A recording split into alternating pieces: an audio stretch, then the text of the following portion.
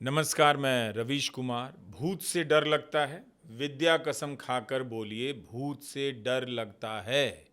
कैसे पता कि भूत होता भी है? भूत प्रेत से छुटकारा दिलाने के नाम पर भारत में लाखों लोग ठगे जा रहे हैं। उन्हें ताबीज गंडा बेचकर बेवकूफ़ बनाया जा रहा है। यूट्यूब पर ही एक से एक वीडियो मिल जाएंगे, बाबा मिल जाएंगे जो भूत प्रेत भगाने का उपाय बेच रहे हैं और बदले में उन्हें करोड़ों करोड़ों व्यूज़ मिल रहे हैं। तरह तरह के आइटम भी बाजार में बिकने लगे हैं। भूत का अच्छा खासा मार्केट है और इस गेम में जितने लोगों ने पैसे गंवाए हैं उनका तो मैं कुछ भी नहीं कर सकता, लेकिन जो गंवाने जा रहे हैं उनके पैसे बचा सकता हूँ। तो आप देख रहे हैं हमारा नया यूट्यूब चैनल रवीश कुमार नई सड़क। इसे सब्सक्राइब कर लीजिए। इसके अलावा भोजपुरी का एक चैनल है बिहान और सबसे बड़ा चैनल है रवीश कुमार ऑफिशियल, जिसके 13.5 मिलियन से ज़्यादा सब्सक्राइबर हैं। मगर इन तीनों के अलावा अगर कोई भी चैनल एआई टेक्नोलॉजी से मेरी आवाज़ का इस्तेमाल करता है, मेरे चेहरे का इस्तेमाल करता है, वह मेरा चैनल नहीं है। मैंने डेली न्यूज़ देने के लिए कोई चैनल एआई की टेक्नोलॉजी से नहीं बनाया है। तो एआई के इस भूत से बचकर रहिएगा। आपके भीतर भूत के डर को कुछ कम करना चाहता हूँ और तरीका बताना चाहता हूँ जिससे पूरी तरह डर समाप्त हो जाए। कई लोग होते हैं जो अंधेरे से घबराते हैं या अलग तरह का डर होता है, लेकिन इसी में भूत का डर भी चुपके से पार्टनर बन जाता है।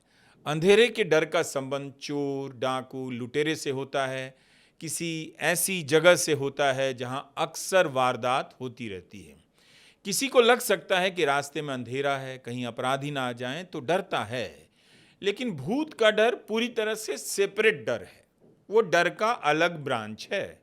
अगर आप भूत प्रेत के चक्कर में किसी बाबा के यहाँ फंस गए हैं तो इस वीडियो को तुरंत देखिए। हम आपको डॉक्टर नरेंद्र दाभोलकर की किताब का हिस्सा पढ़कर बताने वाले हैं कि आपके मन में भूत की कल्पना कैसे बनती है और इसे समझ लेने से भूत अपने आप भाग जाता है। वैसे भूत जब होता नहीं तो भागेगा कहाँ, लेकिन फिर भी इसे भगाने की पूरी इंडस्ट्री इंडिया में बदस्तूर जारी है। पहले आपको ये भूत तो देख ही लेना चाहिए। कैनवा पर ये भूत बने हुए मिले। सफ़ेद कपड़े से भूत का क्या संबंध है मुझे पता नहीं।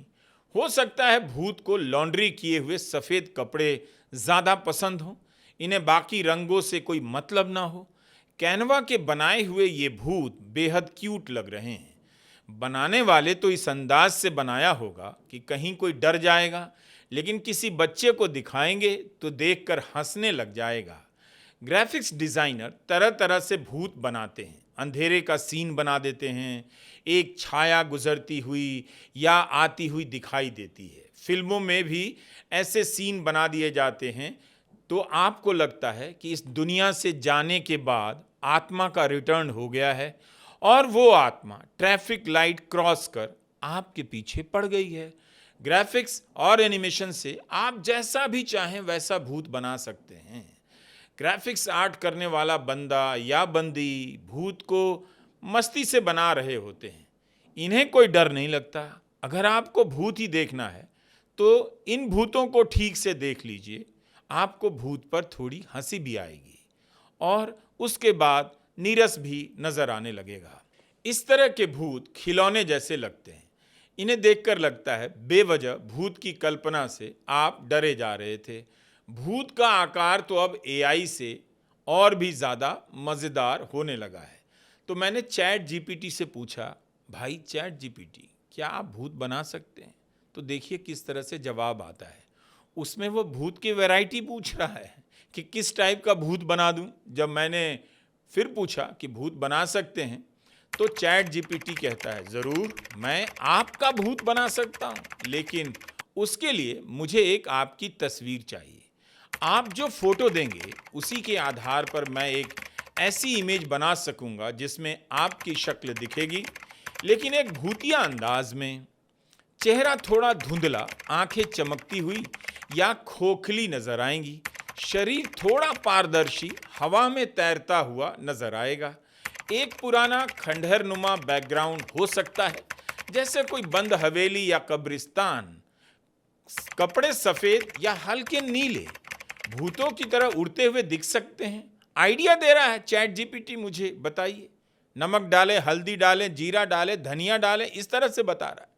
लिख रहा है कि आप चाहें तो यह तय भी कर सकते हैं कि डरावना भूत बनाना है या उदास भटकता हुआ।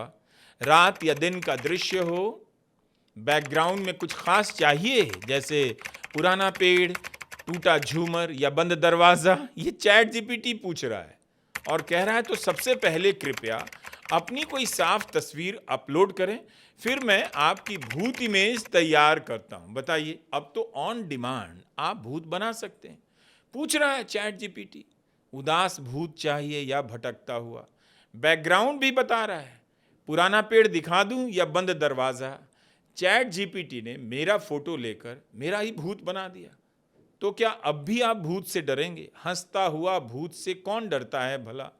चैट जीपीटी ने मेरा भूत बनाया है। लगता है इस भूत के पास अच्छी क्वालिटी की कंघी है, जिसने सारे बालों को तरतीब से समेट दिया है। चेहरे पर क्या ही खूबसूरत हंसी की छटा बिखेर दी है चैट जीपीटी ने। इसे देखकर आपको लगेगा, अरे ये तो वही है, खोलो खिड़की, बुलाओ इसे घर पर। जब ये वेवलेंथ से टीवी में आ ही जाता है तो भूत बनकर खिड़की से क्यों झांक रहा है? मुझे उड़ता हुआ देखकर हाउसिंग सोसाइटी के अंकिलों के तो होश उड़ ही जाएंगे, लेकिन मेरा मन नहीं भरा। तो कहा, भाई चैट जीपीटी, गोदी मीडिया जिस तरह के भयानक न्यूज़ देता है उसे भूतिया सेटअप में आप दिखा सकते हैं। तो चैट जीपीटी ने भयानक न्यूज़ से कुछ तस्वीरें बना दी। ये नफरती एंकर हैं जो समाज में जहर फैला रहे हैं, उसे खोखला करते हुए खुद भी खोखला हो चुके हैं। आजकल गोदी मीडिया जिस तरह की खबरें दिखाता है, डराता है, वही अपने आप में भयानक है।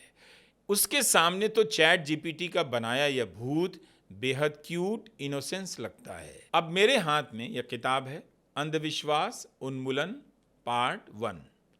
डॉक्टर नरेंद्र दाभोलकर की यह किताब है। इसका हिंदी अनुवाद डॉक्टर चंदा गिरीश ने किया है और राजकमल ने प्रकाशित किया है। इसमें भूत प्रेत पर बाकायदा एक चैप्टर मिल गया। डॉक्टर दाभोलकर बता रहे हैं कि जीवन में हजार चीज़ें घटती हैं हम सबके। कई बार हम उन्हें नहीं समझ पाते और अंतर मन के गोदाम में भरते चले जाते हैं। इन्हें अभिव्यक्त नहीं कर पाते, चुप रह जाते हैं। इसलिए कई बार चीख चिल्लाहट या गुस्से के रूप में फट पड़ते हैं। भारतीय महिलाओं के बारे में दाभोलकर कहते हैं, अत्यधिक तनाव एवं परेशानियों को अपने अंतर मन के गोदाम में भरती रहती हैं, क्योंकि समाज और परिवार में उन्हें प्रमुख स्थान नहीं दिया जाता, उनकी बात नहीं सुनी जाती, तो अपने भीतर अपनी बातों को जमा करती रहती हैं। लेकिन आप लगातार कुछ सीमा के बाद नहीं भर सकते, इसे खाली करने की ज़रूरत पड़ती है। और जब यह खाली नहीं होता तो व्यक्ति अजीबो गरीब हरकतें करने लग जाता है। दाभोलकर लिखते हैं कि आवाज़ बदल जाती है, आंखें बंद कर चक्कर लगाने लग जाता है, छाती पर हाथ बांधकर आदमी घूमने लग जाता है, जय देवी माँ या ऐसा ही कुछ चिल्लाने लगता है। कुछ समय के लिए वो अलग ही व्यक्तित्व बन जाता है, उसे होश नहीं रहता कि आसपास क्या हो रहा है। दूसरे भी नहीं समझ पाते क्या हो रहा है। अब यहाँ से बात होने लगती है कि लगता है उस व्यक्ति को भूत पिशाच ने दबोच लिया है या देवी सवार हो गई है। हम और आप ऐसा कुछ हवा में नहीं सोचते, बल्कि अंधविश्वासों की लंबी परंपरा है, उनके प्रभाव में मानने लगते हैं कि देवी आ गई है या भूत धर लिया है। तो भूत कैसे हमारी कल्पना का हिस्सा बन जाता है, इसे समझने की ज़रूरत है। घबराने की बिल्कुल ज़रूरत नहीं। हम सभी कभी न कभी भूत से डराए गए हैं, डरते भी हैं। लेकिन भूत के नाम पर आप इन बाबाओं के फेर में मत पड़िए। ध्यान से सुनिएगा तो आपके भीतर भूत का डर खत्म हो जाएगा, क्योंकि मैं डॉक्टर नरेंद्र दाभोलकर की किताब के कुछ हिस्से को आपके लिए पढ़ना चाहता हूँ। दाभोलकर लिखते हैं, भूत प्रेत क्या है? भूत प्रेत के दर्शन या उनकी बाधा दो प्रकारों से होती है। एक आभासी भूत और दूसरा मानसिक बीमारी से पैदा होने वाला विचित्र व्यवहार का भूत।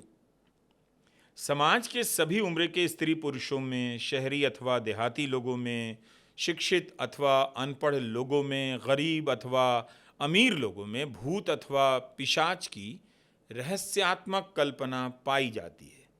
ये कल्पना कैसे निर्मित होती है? हमारे देश में परंपरागत विचारधारा आत्मा को मानती है। मनुष्य की मृत्यु के पश्चात वह आत्मा अगर असंतुष्ट रहती है तो सूक्ष्म रूप में उसका अस्तित्व बना रहता है और अपनी अधूरी वासना को पूरी करने के लिए वह किसी भी शरीर का चयन करती है। ऐसी मान्यता है, दाभोलकर कहते हैं। भूत पिशाच के संदर्भ में पर्याप्त जानकारी हमारे समाज में मिल जाती है। व्यक्ति को भूत बाधा कैसे होती है, यह विशेष मंत्र तंत्र से कैसे दूर हो सकती है, इसका सरस वर्णन करने वाली पुस्तकें बाजार में बेची जाती हैं। उनमें भूत प्रेत पिशाच से मुक्ति पाने के लिए मंत्र बताए जाते हैं। मंत्रों का कितनी बार जाप करना चाहिए, यह सब बताया जाता है। जीवन में मृत्यु अटल होती है, वह किसी भी रूप में आ सकती है।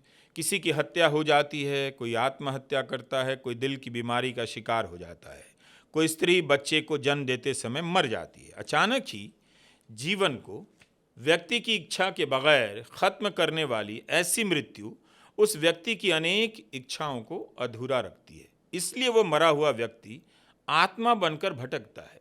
वो आत्मा, लोकेशन देखिए, वो आत्मा किसी पेड़ पर बैठती है और अपनी इच्छाओं को पूरा करने का मार्ग ढूंढने लगती है। भारतीय लोगों को बचपन से ही ऐसा ज्ञान और संस्कार दिया जाता है। उन्हें भूत पिशाच, वेताल, खबीस, चुड़ैल, बरुआ जैसे अनेक अलौकिक जीवात्माओं के बारे में बताया जाता है। ब्राह्मण की हत्या होने पर वह ब्रह्म राक्षस बन जाता है। वह ब्राह्मण अगर धन का लोभी हो तो उसका ब्रह्म संबंध हो जाता है। पनघट, कब्रिस्तान, खंडहर, पुरानी हवेलियाँ, बरगद, पीपल के पेड़ों पर भूतों का डेरा रहता है। तो इस तरह की मान्यताएं दाभोलकर बता रहे हैं कि हमारे आसपास पहले से ही मौजूद रहती हैं।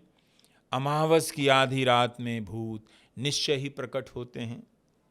उनके लिए नींबू, पीला चावल, मुर्गी का उतारा जरूरी होता है। इन भूतों का सिर नहीं होता, उसकी आंखें सीने पर होती हैं, उनकी छाया या प्रतिबिंब नहीं होता, उनके पैर उल्टे होते हैं।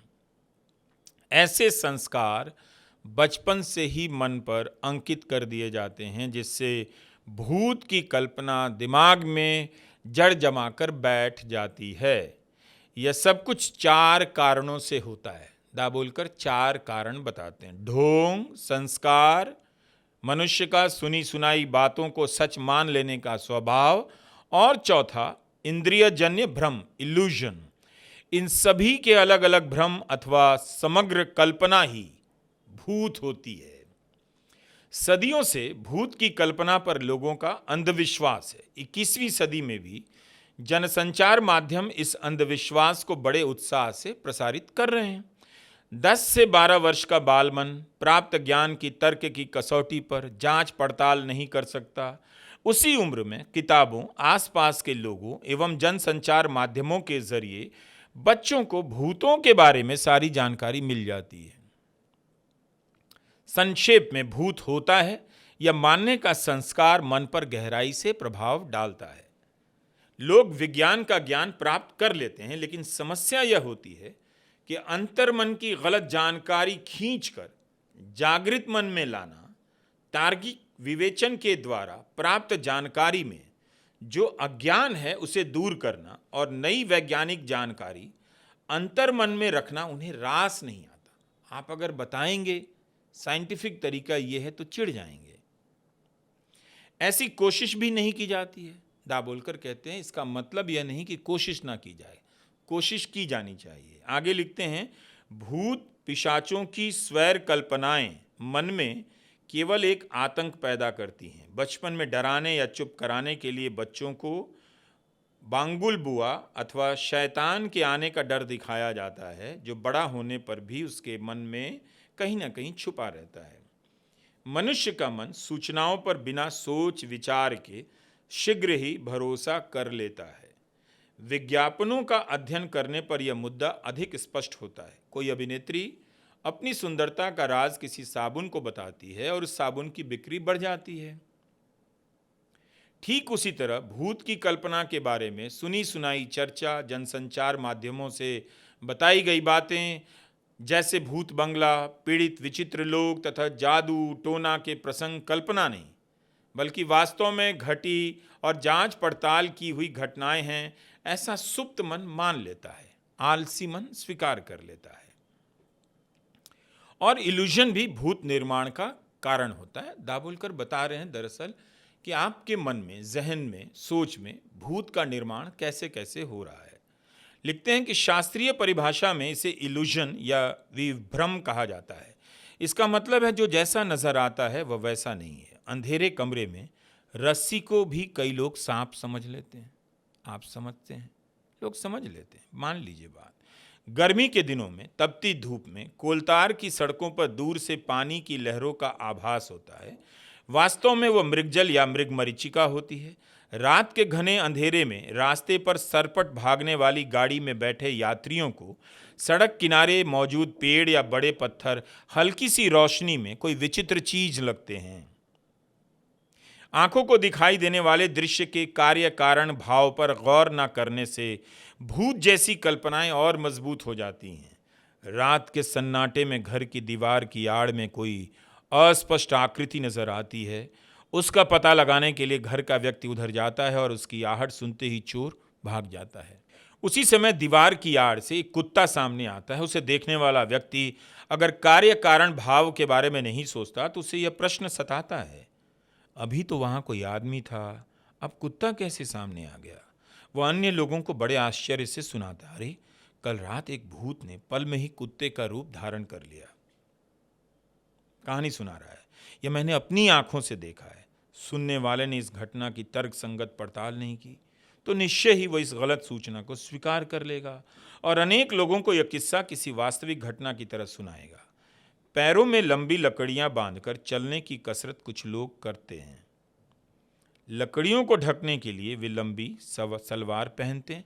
इस तरह की कसरत आपने देखी होगी, लंबी लंबी लकड़ियों को लगाकर व्यक्ति बहुत ऊंचाई पर होता है और चलता है। रात के समय ऐसी ही सफ़ेद सलवार पहनकर चलने वाला मनुष्य किसी को नजर आता है तो वह बचपन से ही मिले भूत के संस्कार ज्ञान के कारण उसे भूत समझता है। रात का समय, हल्की सी रोशनी, इंद्रियों का भ्रम जैसी अनुकूल स्थिति इतनी ऊंची और सफ़ेद आकृति को भूत मानने की सूचना को स्वाभाविकता से स्वीकार कर लेती है और फिर उसका प्रसार होने लगता है। आपने देखा भी कि चैट जीपीटी ने भी इसी तरह के पूर्वाग्रहों से सवाल पूछे। तो भूत की कल्पना को मजबूत अंधविश्वास बनाने का काम समाज में मौजूद स्वार्थी और ढोंगी साधु करते हैं। वे बहुत चतुर और छलिया होते हैं।